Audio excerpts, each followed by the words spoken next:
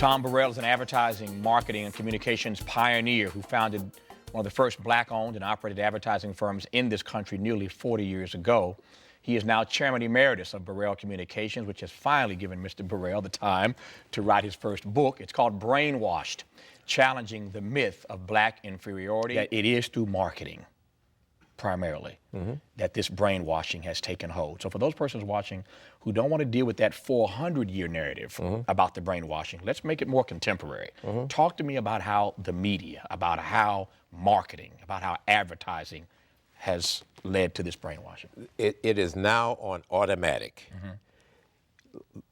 Out of the movies that were nominated for the Academy Award, I'll bet you can go through half of them and find a whole slew of cues, visual and verbal cues that reinforce the idea of black inferiority, white supremacy. Which one you want to take? You want to take the blind side? The black family throws the kid away. In comes this wonderful white family who embraces this big oafish kind of kid who, doesn't know anything, big gentle giant. Then we see him going into his neighborhood with this woman who is his new mother. And it's a menacing place, and she's going to get out of the car, and he grabs her. Don't get out. These are some dangerous people out there. And then you see the most menacing group of black guys that you can imagine, and you see in their eyes, you see, thuggishness, and you see these potential rapists, and there is no positive black family image portrayed, whatsoever.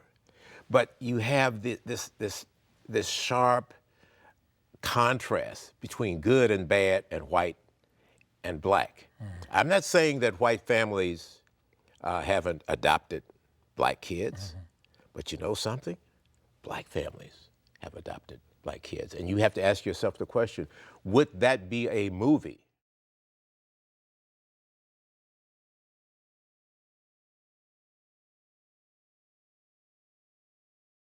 We are 41 million people strong in this country.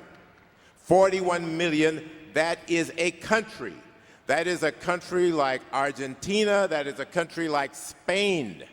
Now, you can't tell me that with 41 million people united with $1 trillion, we can't get what we need from this government, okay?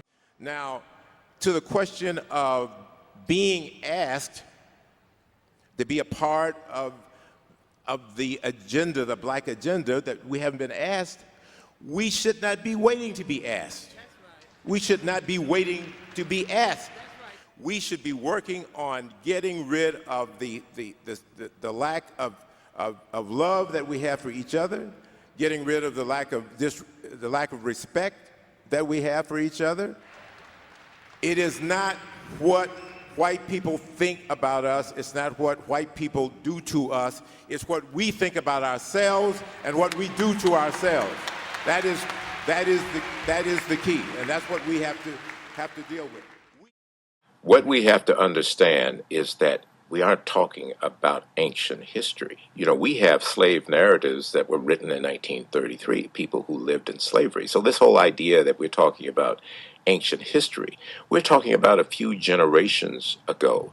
And these traditions, this inferiority that was drummed into us through the media, through propaganda, has passed down from generation to generation, just like a favorite family recipe. So we haven't, if you don't address issues, if you have a cancer, if you have a tumor, you can't just wait for it to dissipate. It doesn't just go away. It gets passed down. And you have this illusion of progress, or even a delusion of progress that just doesn't take away the fact that after all of the efforts that have been made, we are still, as a people, at the top of just about every bad list.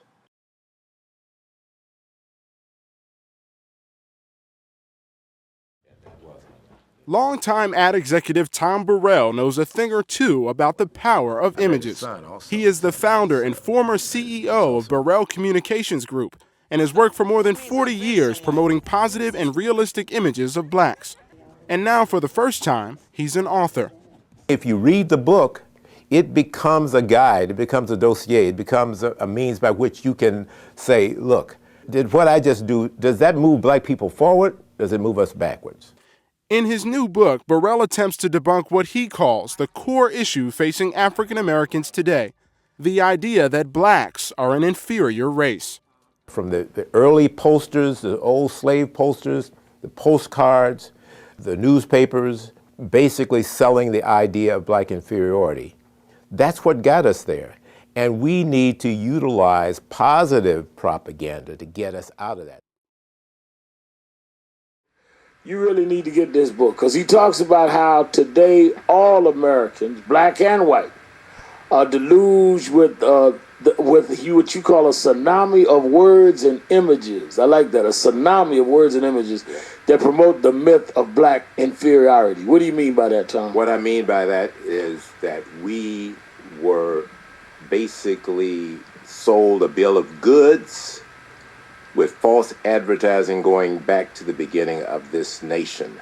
It starts with the idea that we had to build up the myth of black inferiority in order to justify slavery within a democracy. Mm-hmm. Two absolutely contradictory terms. Slavery within a democracy. That's like saying I need to go out. In order to go out, I got to go inside. You know, it didn't make sense. So what they did was basically came up with this wonderful marketing idea, and that is to come up with the concept of blacks as subhuman. So if you say that all men are created equal, that leaves us out. Mm. So after you say it, then what do you have to do? You got to go out and you got to prove it. And that's the beginning of the problem, Brother Al. It's the beginning of the centuries-long marketing campaign to reinforce the superiority of the white race and the inferiority of the black race. And it's done through the media. It's done through an area that I know well, propaganda.